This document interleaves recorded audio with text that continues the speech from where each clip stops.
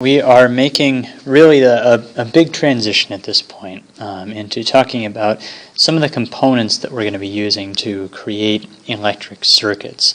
And so the first one that we're going to look at is something called a capacitor.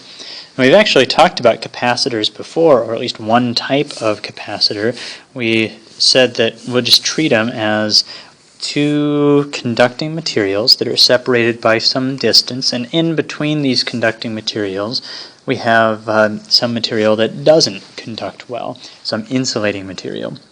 Air works as an insulating material up to a certain point.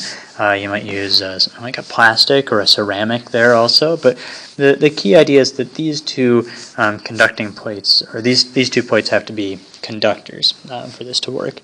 And then typically we connect these to something else. So we have some kind of a wire that goes to some other part of our circuit, and so we've got something that's connected there.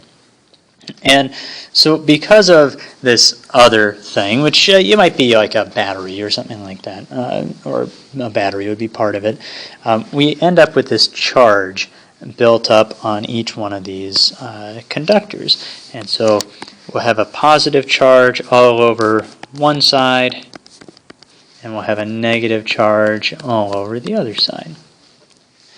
Now, it turns out that the amount of charge that we can build up depends on a couple of factors.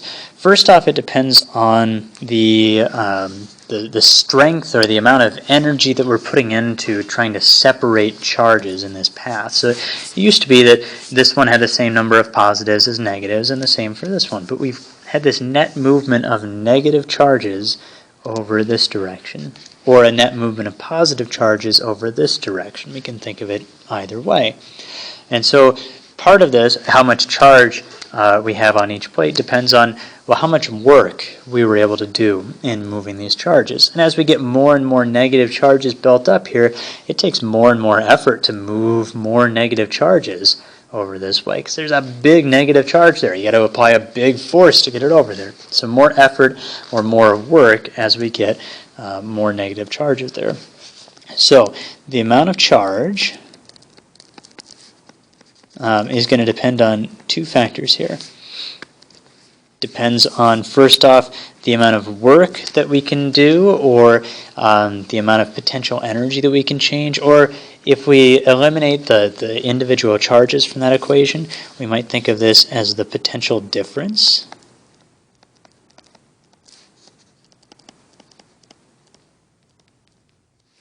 So there's some delta V from here to here.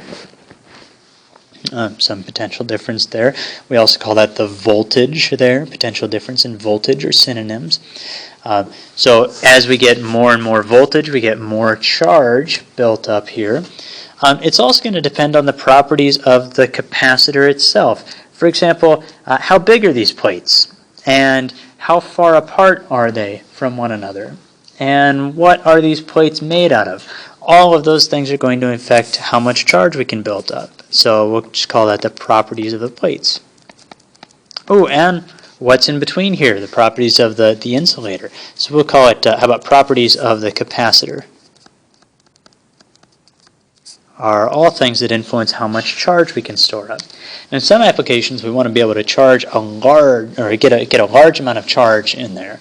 So something like the flash on a camera. And I'm not talking about the little LED on your cell phone. I mean like a real flash, the blinding ones that make you see stars afterward.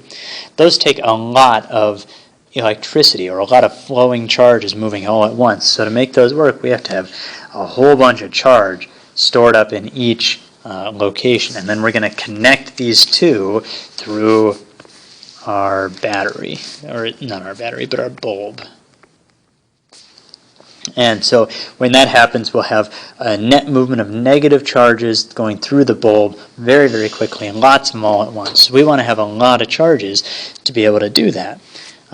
And so it turns out that the amount of voltage between these 2 points, or the potential difference between these 2 points, and the amount of charge that's stored up on each side, those two values are proportional to each other. So as we increase the amount of voltage, we increase the amount of charge. And as we decrease the amount of voltage, we also decrease the amount of charge.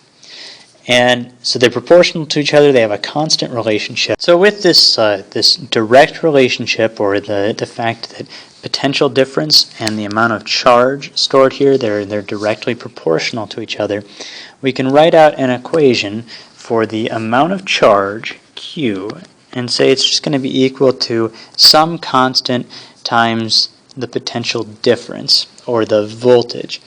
Now, there's a convention in electronics to just stick with voltage as the name of this, even though it's a little confusing with the units being volts. But we use voltage as the name for that in electronics, and also in electronics we don't write the delta. Really, we're talking about a difference in potential between 2 points, so it should be a delta there. This is just a convention issue, and it's how it is on your equation sheet, so we'll stick with it. The constant we'll call C for capacitance, and that will have units of coulombs per volt.